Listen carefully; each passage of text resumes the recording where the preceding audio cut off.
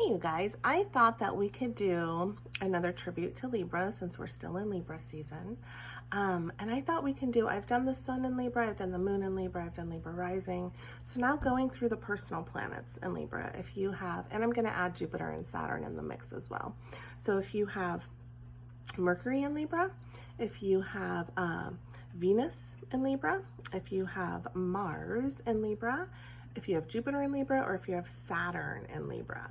So I think I'll bring all those in and the essence of that, okay? And I won't do the outer planets because those are more generational, but still Jupiter and Saturn is really felt in this energetic, okay? So we're gonna go with that. So let's look at if your Mercury lands in the sign of Libra. So this is a very entertaining sort of a placement. Mercury is the way we communicate our thoughts, the way we filter our thoughts and communication, the way we learn, the way we teach. It's our thought process, it's our mind. And when it's in this airy sign of Libra, it could be a little bit scattered. It could be, the need to verbalize, the need to speak, the need to express, and to do it in a very lovely Venusian Libran sort of a way. Easily understanding concepts, both sides of the coin. Hard time making decisions though, because they're weighing the pros and cons, and they're so in their mind and in their head, right? In the intellect of Libra and Mercury and Libra, sorry. So there could be questioning the self, questioning others, trying to grasp onto solidity, like solid concepts, solid communication. They can be a little bit airy in their communications, but definitely a beautiful Venusian style of speaking. And so this can also come in the way of, sorry, I keep looking behind me. I keep thinking I hear a car pulling up. So this can also come across in the way that they communicate. They have a very poetic way with their words. These are the artists of the zodiac. Artists with the way that they speak and write. These are our poets, our songwriters, our lyric writers. But they do talk. They can be very talkative. That air sign, when you put an air sign, we put Mercury in an air sign, it's this need to talk, this need to communicate. And oftentimes they're just chatting away, great at storytelling, great to have conversation with, but making sure there's content behind what they're saying, right? So that they're not just jabbering on all day. So that's Mercury in Libra. And then we also have, let's look at Venus in Libra. So to have Venus in Libra, super comfortable because the planet Venus rules Libra. So this is a very comfortable placing. The way that Venus shows itself is how they show up in relationship, how they show up in partnership. It's a very social planet, so how we interact with our social contacts, how we show up in our heart's desires, our heart connection.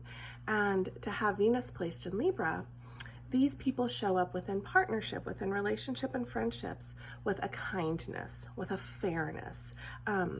Equality really matters to them in their relationships, and they're really wanting relationship to work, really wanting that deeply.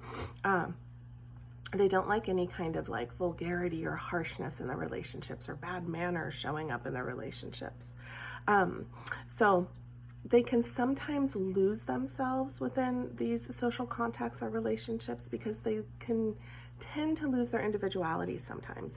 So although this is a beautiful placing and you show up in relationship like excited and wanting to be there and wanting to collaborate and be part of a team, be part of a duo, they tend to lose the self sometimes within partnerships. So there's a need to really, have awareness around their independence as they do this dance of interdependence, if that makes sense. And they can also have this kind of idolized image of what relationships should be, that it should be very Libran, very Venusian, always pleasant, always loving, and so when that harshness shows up, they can sometimes turn away from it and pretend it's not happening or sweep it under the rug, and they just want to look at the pleasantry of the relationship, the love that's there, but they love to talk about the relationship and they love to talk about love. And they put up with a lot too, because they have this need to, or this want to accommodate in partnership and relationship. They have a way of being able to put themselves in their partner's shoes, and within that way, sacrificing themselves sometimes. But they certainly treat you, because they have this ability to kind of put themselves in your shoes, so they treat you the way that they would want to be treated as well. All in all, it's a lovely placing. So let's look at Mars in Libra. My dog is drinking water in the background. She's like 200 pounds, and it probably sounds really loud.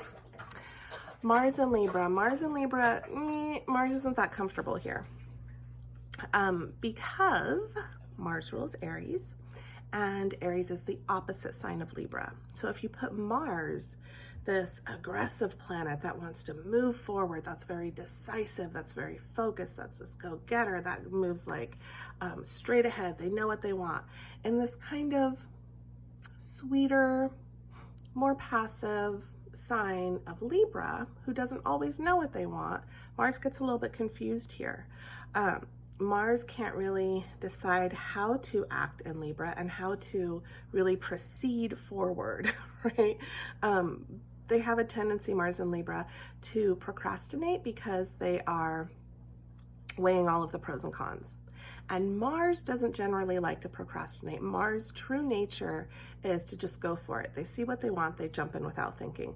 Libra takes a moment back and weighs the pros and cons and looks at this side of it and that side of it. And Mars is like, well, what are we doing here? You know, so it could be a little bit uncomfortable to have Mars in Libra.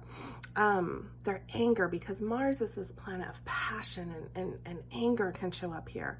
Because Libra sometimes has a harder time showing anger. That anger expression can be repressed a little bit or pushed down a little bit, because they want to show you the pleasantries, right? And Mars is like, yeah, but I need to express the anger. I need to express when I'm pissed, when I'm rageful. And Libra's like, that's not proper. We don't do that. So there could be a little push and pull there, and sometimes what that can be translated into then is passive aggressiveness with Mars in Libra. They don't want to put off the image of being mean or being unpleasant, you know. They can really get caught up in defending themselves as well here, but they're super charming. So Mars is also our sexual energy and our sexual drive. So with Mars and Libra, they can be really charming in that way and be magnetizing that way and pull you in that essence. Great at compromising, great at conflict management, you know, dealing with the conflicts and saying, okay, well, let's look at this first, let's remain calm.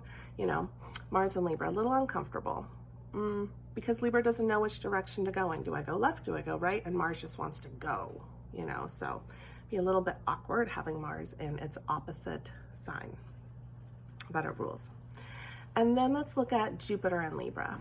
So when we have Jupiter, Jupiter is the biggest planet we have. It's wherever we have Jupiter in our chart, it's where we have our biggest growth, our biggest expansion. It's our joy. It's our, where we get really excited and really happy. So to have Jupiter in Libra, they are the happiest when they are in relationship. They tend to be lucky in relationship. They're happiest when they're treating others fairly and with equality, and there's harmonious interactions going on around them. Jupiter and Libra. They really value people and they value partnering up. So they tend to be, Jupiter and Libra, they tend to be attracted to relationship and usually really good, really lucky at partnership, you know. And they also are very charming, because where Jupiter shows up, it's your biggest expression. It's like where you get the happiest, you know. So this Libran charm really kind of gets expanded there and shows up larger than life there. Jupiter in Libra is it's a pretty good placement. Then we have Saturn in Libra. Saturn's actually pretty happy to be in Libra because it's exalted here, meaning that, you know, Saturn is the planet of, this is where we have to show up and do the work. This is where we learn our biggest life lessons. And Saturn and Libra is like, oh goody, now I get to do the hard work and the learning lessons of partnership. So to have Saturn and Libra, and we're actually learning Saturn this week in applied astrology classes. So Saturn and Libra, you came in with a purpose or a function towards learning about relationship. When I see people with Saturn and Libra, they either continually do relationships this whole lifetime, learning from them, or they avoid relationship at all costs because they got hurt once long ago, or they were in a scary relationship, or they were in a relationship that wasn't good for them, and now they're never going to do it again. Usually, I tend to see people that continuously jump into a relationship and learn from them. So Saturn and Libra, you know, there's this lesson around who am I in relationship? How do I show up there? How do I interact with the other? Do I lose myself? Is it all about the other? And really remaining some of the individuality of the self when in partnership. But Saturn and Libras, people who have Saturn and Libra, they certainly learn a lot about themselves through partnership. And Saturn's happy to do that because, you know, one of our biggest work as human beings is how to interact with others and be in relationship, not always only romantic, but just be in this back and forth dance with other people here on Earth. So that's a big one. That's like where, you know, if you have Saturn and Libra, a lot of your work lies there within how do I do healthy relationship and learning how to do that through experience. So that is my spiel on, I wanted to bring something else in too. I heard this theory once that I thought was kind of cool, just speaking about Jupiter and Saturn. I don't know if it's true or not, but so Jupiter, Saturn, right? Jupiter is where we have the fun this lifetime. It's where we are alive and awake and we get super excited and our heart expands and we just have a really good time there. Saturn is where it's like, now we have to show up and do the work. You know, not always the most fun placement where your Saturn is. It's where you work. It's where you strive for figuring that out, you know. So this theory, I can't remember who I heard it from. I wish I could remember that. Is that in a past life, your Saturn, this life is your Jupiter now.